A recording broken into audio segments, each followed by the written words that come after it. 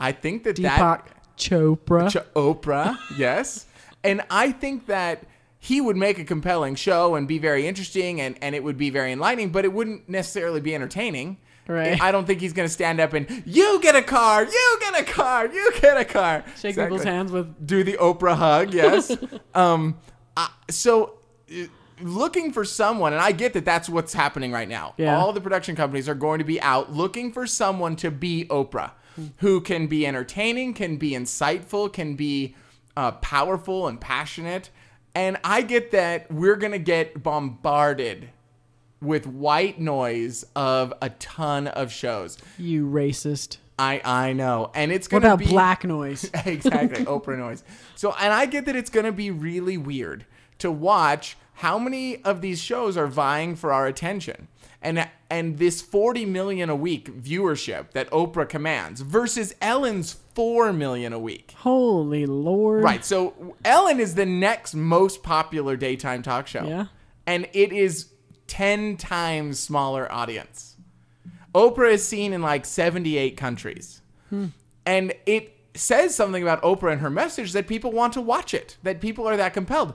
And so as I was looking at all of this and kind of considering what the ramifications are of this, I was thinking, well, what are people, us as viewers, going to now put our energy towards? Are we going to do what you said, where we're just going to, Oprah's gone, we're just going to turn off our TV and go and do something else with our time? Are we going to get sucked back into the time of Jerry Springer and Richard Bay and Sally Jesse and Ricky Lake? Are we going to demand that 40 million worth of value that Oprah created every day? Are we going to demand someone step into that space? I'm interested to see where this goes because I feel, and we talked about this in a previous show, I feel a lot of people have stepped back and let Oprah be the change. Oprah make the difference. And it's interesting because I get that a lot of people without Oprah will really feel like they have no value. Yeah, it's true. And they won't know their way anymore. It's like, how many people read now because Oprah started a book club? Yeah. How many people were introduced to valuable stories and conversations that they would never earlier have been engaged in if Oprah had not stepped up and introduced that to them? So now the question is, in the absence of an Oprah, what do we as viewers decide to do? Are we going to step up and be the Oprah? Are we going to step up and find books and stories and scour the news for those uplifting stories and share those with our friends and be the micro Oprah? Or are we going to sit back and just assume that nothing awesome's happening in the world? There's nothing worth our attention or interest. Because, I don't get that, Ellen is going to do it. No. She's great, but she's not going to do it. And so I believe there's going to be, for as silly as it sounds, Oprah really is so significant that it's going to be a culturally shocking experience that there is no Oprah. Yeah, that's true. Because she's so hugely faceted in so many ways. Yep. Because I don't know what the status is of her magazine or where she's going from here, but, her magazine readership is her audience, her viewers. Yep. So if she doesn't have a show, does she have a magazine? Do people care? Because in her magazine, which I bought for the first time because Ellen's on it, has all these articles, uplifting articles and stories about service and all these things that I didn't even know were ever in there. And will people lose interest in those, in the value that the magazine creates because there's no Oprah TV show? And it really does keep coming back for me to, well, what is our accountability as individuals to take it to the next level? Because already we like to share the video clips that we've seen on Oprah. Already we like to tell people, oh, that show was so great. But if there's no Oprah, are we willing to then generate that material on our own? Are we willing to go out and find the great story and the great article or the amazing uplifting experience of a Downs child, competing in an organization or a competition, and share that with people and bring light to the world if Oprah's not doing it? It's going to be interesting, to say the least. Because Oprah saying goodbye really does bring a lot of questions. And that is... Well, see, here's the thing. Not to mean to cut you off, but there's no way that Oprah is going to disappear. She cannot. She's played too huge of a part, and she has too much to give, and she is so fulfilled by giving.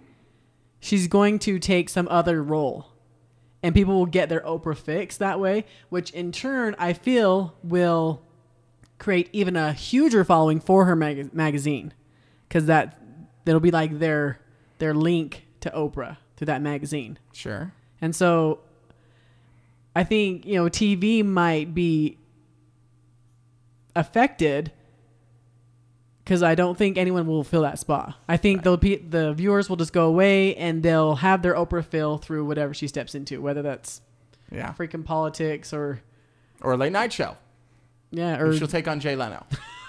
She's hilarious. Or traveling with Bono to everywhere or something. Yeah, maybe she'll become an ambassador. Maybe she's running for office. Because quitting the show in 2010, perfect time to be President Oprah in 2012. I would vote the hell out of Oprah. Yeah, well, she's awesome. She is. I like everything about her. And she seems to really like to bring in teams of people who share her commitment. Yeah.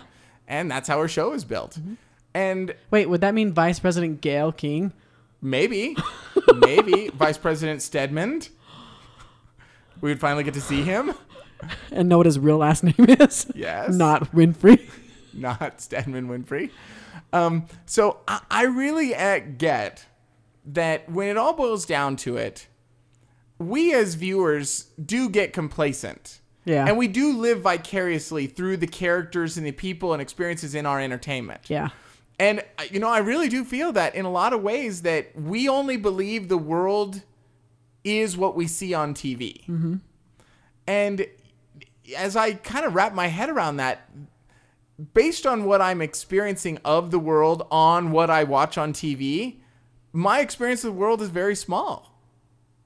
And see, I get that was kind of the draw with Oprah because, her first audience was largely based stay-at-home moms, housewives, and, who were caught up in their doldrum and would turn on to the TV to like fold their laundry or have an escape and watch soap operas, found this black woman who had some compelling stories and got a window into the world and started changing lives. Mm-hmm. And that's why, and that's where it started. And thus it begs the question, if Oprah isn't the window into the rest of the world, do we have the courage as viewers to go and make our own window to look into the world? I mean, how else would she just had a show recently about like international, like the most famous people in the world. Mm-hmm. And of the most famous people in the world, none of them are Americans. Right. It's like an Indian couple, a movie star, I mean, with like 50 billion gajillion fans and the Beckhams, of course. And that there's a much bigger world. The fact that she interviewed on that show the Chinese Oprah, who Oprah has 40 million people watching her show every week. Okay. That woman has 80 million people watching it every day. Okay. So the Chinese Oprah, bigger even still, I would not even have known that if Oprah had not introduced that to me. Right. So I really have to take a look at myself. I mean, how am I committed to expand my conscious awareness out into the world if Oprah's not doing it for me? If she's not the conduit for me to learn about experiences of families and people in Africa, or the women's rights issues in the Middle East and what have you, if she weren't spotlighting that in her show, would I even know or care?